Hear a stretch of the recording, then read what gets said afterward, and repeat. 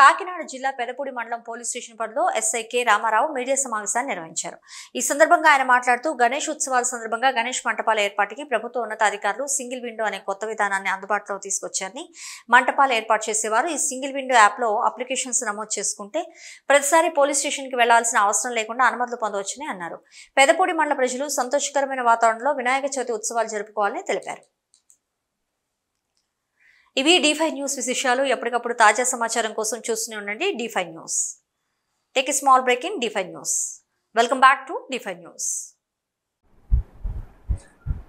పెదపూడి మండల ప్రజలకు పెదపూడి పోలీస్ వారి తరఫున మరియు పెదపూడి ఎస్ఐ అయిన నా తరఫున అందరికి కూడా ముందుగా వినాయక చవితి శుభాకాంక్షలు.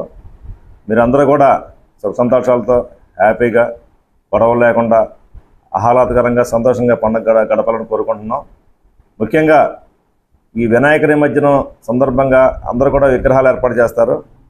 ఈ విగ్రహాల ఏర్పాటు గురించి మా పోలీసు వారి సూచనలో ముఖ్యంగా విగ్రహాలను ఏర్పాటు చేయాలంటే మనం అనుమతి పొందవలసి ఉంటుంది.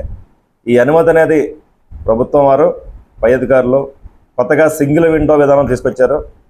ఈ సింగిల్ విండో విధానంలో అప్లికేషన్లు పెట్టుకోవడం వలన వాళ్ళు ప్రతిసారి కూడా పోలీస్ స్టేషన్ రావాల్సిన పని లేదు. గణేశోత్సవం లింక్ ఉంటుంది. ఆ లింక్ పైన క్లిక్ చేస్తే ఈ ఫోన్ నెంబరు అప్లికేషన్ గురించి సబ్మిట్ చేయాల్సి వచ్చింది. అప్లికేషన్ అందులో అప్లోడ్ చేస్తే మీ అప్లికేషన్ అప్లోడ్ అవుతుంది, అది మాకు వస్తుంది. అప్లికేషన్ అప్లోడ్ చేసిన తర్వాత మీరు మీ సేవకి వెళ్ళి సంబంధించిన మీరు పెట్టే విగ్రహానికి ఎన్ని రోజులు పెడుతున్నారో సంబంధించిన అమౌంట్ కూడా మీరు కొంత కట్టవలసి ఉంటుంది.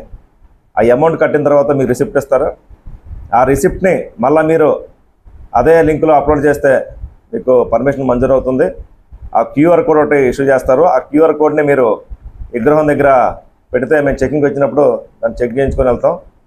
ఈ విధంగా మా ప్రతిసారి కూడా పోలీస్ స్టేషన్ చుట్టూ తిరగకుండా పర్మిషన్ల కోసం సింగిల్ విండో విధానం ద్వారా మీకు ఎక్కువ ఉపయోగపడుతుంది.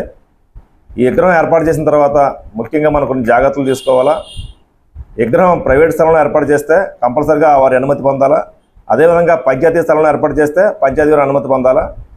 విగ్రహం మండపాలు కూడా రోడ్డుకి అడ్డంగా కానీ లేకపోతే రోడ్డు మీద కానీ ఏర్పాటు చేయకూడదు. అదేవిధంగా ట్రాఫిక్ కూడా అంతరాయం లేకుండా చూసుకోవాలా.